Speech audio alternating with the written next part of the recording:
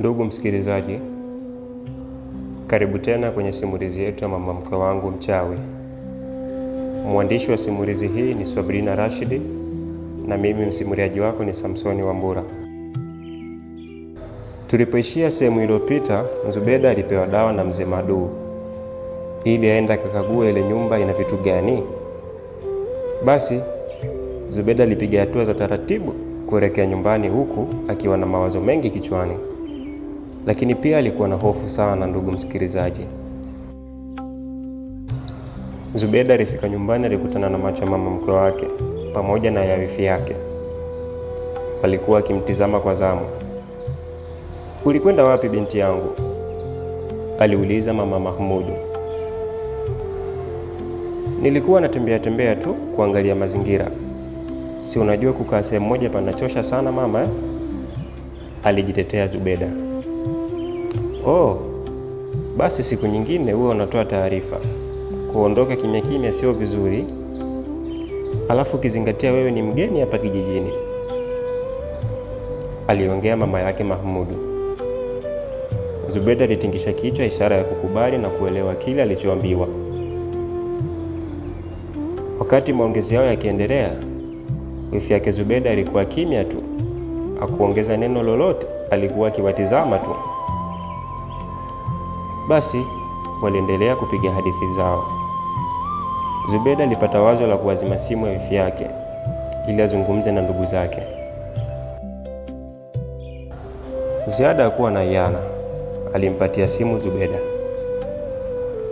Zubeda alipokea na kuinuka kuelekea moja kwa moja chumbani kwake.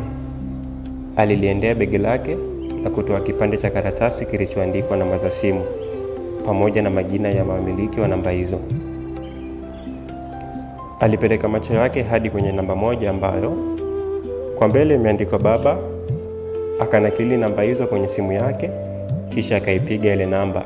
Iliita kidogo, kisha ikapokelewa. "Halo?" aliita mtu wa upande wa pili wa simu. "Halo baba, shikamoo," alijibu Zubeda kwa tabasamu. "Marhaba binti yangu, hatimaye umetukumbuka leo," alijibu huyo mtu. Alionyesha kumjua Zubeda hata kama alikuwa hajajitambulisha. Waliendelea na maongezi ya salamu hadi pale Zubeda alipoomba kuzungumza na mama yake. Lakini kabla na kaza kuzungumza na mama yake, simu ililaya ghafla. Zubeda aliitoa sikioni na kuitizama. Ilikuwa imezima chaji ile simu, ndugu msikilizaji. "Oh jamani, nilitamani niongee na mama leo, nimueleze haya nayopitia. Lakini basi, nitampigia kesho tena." Zubeda alikata shauri la kurudisha simu kwa wifi yake na angempigia mama yake kesho yake.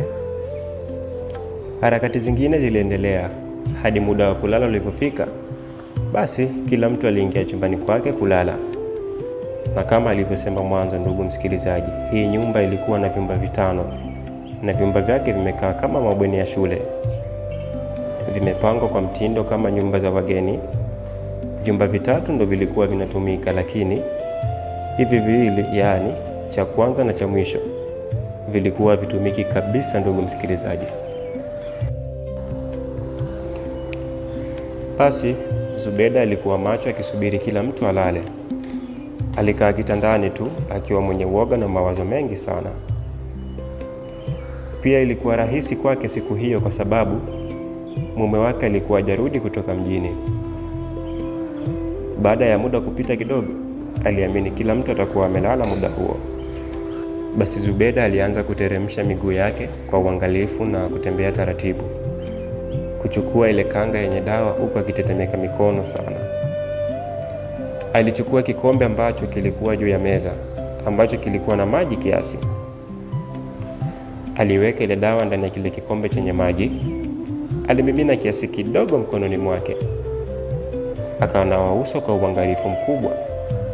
Kisha akashika tochi yake ndogo mkononi mwake na kuanza kupiga hatua za kunyata kutoka nje ya chumba chake. Alifika kwenye varanda, akasimama kidogo. Akaanza kusikia sauti ya mtu akilalamika kama anagumia kwa maumivu hivi. Akaanza kuzifuatilia sauti zile, zinatokea wapi? Aligundua kuwa zinatoka chumba cha mwisho kabisa ambacho hakitumiwi. Japo alikuwa na woga, lakini alijitahidi kuzuia hofu ile, maana mapigo yake ya moyo yalikuwa yanadunda kiasi cha sauti kusikika kabisa. Alisogea kwenye mlango wa kile chumba ambacho anakumbuka kabisa tangu aingie kwenye ile nyumba hajawahi kumuona mtu yoyote anaingia wala kutoka mule ndani. Alijaribu kusukuma ule mlango, ulikuwa mgumu kidogo. Basi akaongeza nguvu zaidi kusukuma, ulifunguka ule mlango. Ndugu msikilizaji, kulikuwa na giza mno mule ndani. Zubeda kwa mwendo wa hofu na mapigo ya moyo wake yaliongezeka kasi zaidi. Alitembea na kumulika ile tochi yake mule ndani, lakini cha kushangaza, aliona mazingira ya mule ni tofauti sana. Ndugu msikilizaji, Zubeda ni kama alikuwa ameingia pangoni. Kulikuwa na tandu za buibui nyingi, kulikuwa na vumbi mno. Ndugu msikilizaji, kuta zake zilikuwa chakavu sana kiasi kwamba kile chumba ni cha karne zilizopita. Alipeleka ile tochi uelekeo wa kulia kwake. Alishtuka na kurudi nyuma kwa uoga. Alimuona mzee ambaye alikuwa kama amefungwa sehemu hivi na alikuwa dhaifu sana. Ndugu msikilizaji, alikuwa mchafu ambaye unaweza sema takriban miaka 10 hajaoga. Ngozi yake ilikuwa ina magamba, nywele zake zilikuwa ndefu na chafu mno, kucha zake zilikuwa na muonekano ambao sio wa kibinadamu kabisa. Alikuwa anatoa mate mdomoni mwake. Mikono yake ilikuwa imepinda kwa kufungwa muda mrefu na zile kamba ngumu. Alikuwa na koroma mithili ya mbwa aliyechoka kwa njaa kali.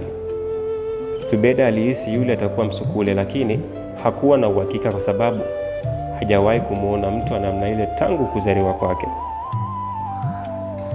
Basi alikuwa anaogopa sana Zubeda. Alipeleka tochi yake upande wa kushoto. Alikutana na chungu kikubwa ambacho kilikuwa kimefunikwa, lakini aliona ule mfuniko unacheza cheza. Aliamini kabisa mule kutakuwa na kitu. Basi Zubeda kwa mwendo wa kunyata vile vile akasogelea kile chungu. Alijitahidi kuvaa ujasiri ili ashuhudie kila kinachoendelea pale. Aliushika ule mfuniko kwa mikono inayotetemeka sana. Alitoa ule mfuniko, ndugu msikilizaji, yani aliufungua ule mfuniko. Ghafla alishtuka na kudondosha ile tochi ambayo alikuwa ameishika. Alipiga kelele moja na kupoteza fahamu papo hapo. Ndugu msikilizaji, na huu ndio mwisho wa sehemu ya 6 ya simulizi yetu Mama Mkwe Wangu Mchawi. Tukutane tena sehemu ya 7. Tutajua nini ambacho amekiona Zubeda, na je, ni nini kitamkuta baada ya kukosea masharti ya mzee Madu? Kwa maana sote tunakumbuka kuwa aliambiwa asipige kelele. Basi haya yote tutayajua sehemu ijayo ambayo itakuwa ni sehemu ya 7. Usisahau kusubscribe, kulike, kushare na kucomment. Bye.